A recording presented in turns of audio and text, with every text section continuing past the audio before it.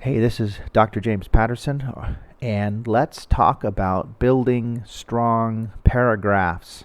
Welcome to this presentation on paragraphs for a basic English composition course. The Webster's New Collegiate Dictionary defines a paragraph as, quote, a subdivision of a written composition that consists of one or more sentences, comma, deals with one point or gives the words of one speaker, comma, and begins on a new, usually indented line, end quote. The Webster's Dictionary has developed a definition that would include all possible variations of a paragraph. For our purposes, however, we are looking at paragraphs in a specific kind of writing, academic writing. So for our purposes, let us say that a paragraph is a group of related sentences that deals with one main point or idea identified by a topic sentence. A paragraph is double-spaced in either MLA or APA formatting, with the first line of the paragraph indented 1/2 inch from the left margin. Now, Laurie Kersner and Stephen Mandel, in their book, The Holt Handbook, note that, quote, paragraphs have three important functions. They join sentences together into a unit, which is the definition we just discussed. They provide visual breaks in the text, and they indicate the progression of ideas, end quote. Robert Miles, in his book, First Principles of the Essay, talks about the concept of a paragraph idea, which would be the central idea of the paragraph indicated by the topic sentence. As students, we have been taught that we can put our topic sentence at the beginning of a paragraph, at the end of a paragraph, somewhere in the middle of the paragraph. Some of us have even been taught that we can merely imply the topic without giving a specific topic sentence. All of this is true. However, in academic writing, we are writing for our college and university professors. Most instructors will expect us to begin each paragraph with the topic sentence. This refers to body paragraphs. Actually, though, there are 4 types of paragraphs in academic writing, and each of the 4 serves a different purpose. As I mentioned, the first type of paragraph in academic writing is the body paragraph. Body paragraphs will be the majority of paragraphs we build in our academic writing. An academic essay will have only one introduction, only one conclusion, but we will always have multiple paragraphs making up the body of our essay.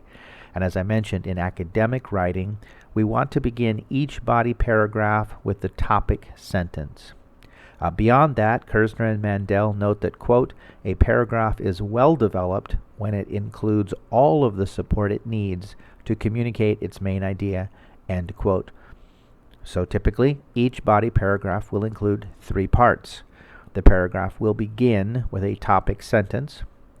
Then the writer will include anywhere from 2 to 7 sentences which develop and or support the topic sentence. Then some of us have been taught to close the paragraph with some sort of concluding or transitional device. This means that each body paragraph will include information that helps link the paragraph to the other paragraphs in the overall essay. Every essay or term paper will need to have an introduction. Kersner and Mandel note that, quote, an introduction prepares the readers for the essay to follow. It draws readers into an essay, arousing their interest and making them want to read further, end quote. In academic writing, an introductory paragraph needs to accomplish 3 things. First, the writer needs to get the reader's attention.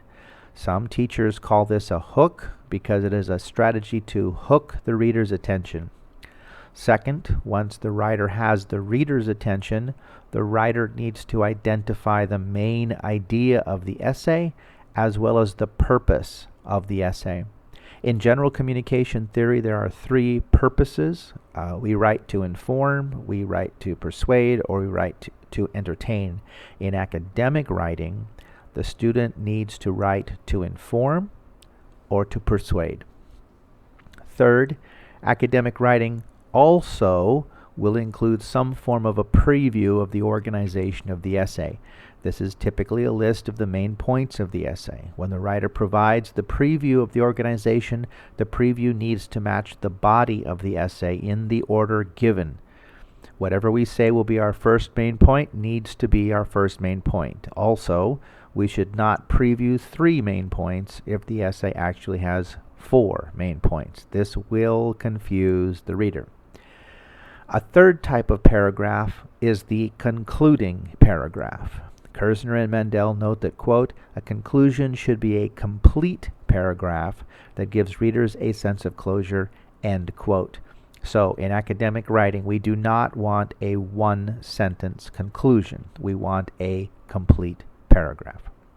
Now, some writing instructors feel that a concluding paragraph should include a restatement of the thesis and or a summary of the main points of the idea. Obviously, these are things that will help the writer build a complete paragraph. A review of the main points helps signal to the reader that they have reached the writer's conclusion.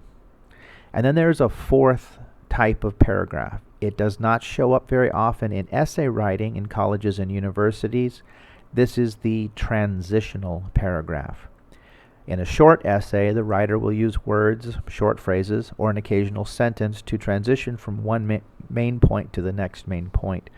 But as we progress through our years of college and university education, our academic writing projects will become longer and more deeply developed.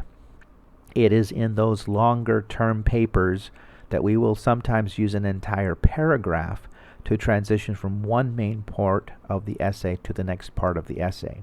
When we are building a transitional paragraph, we want to include 3 pieces of information. We want to make some reference to the main idea we have just concluded.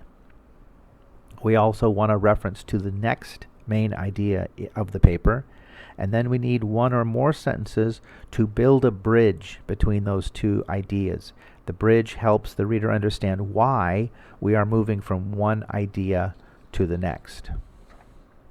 In closing, basic academic writing at the college or university is a process of constructing strong paragraphs in a logical order to support our thesis. An academic essay needs an introduction that includes an attention-getting strategy and a clear thesis statement. The essay needs at least 2 main points. For a short essay, we should include no more than 4 or 5 main points. And then an academic essay needs a concluding paragraph that restates the main idea and closes the essay. Thank you.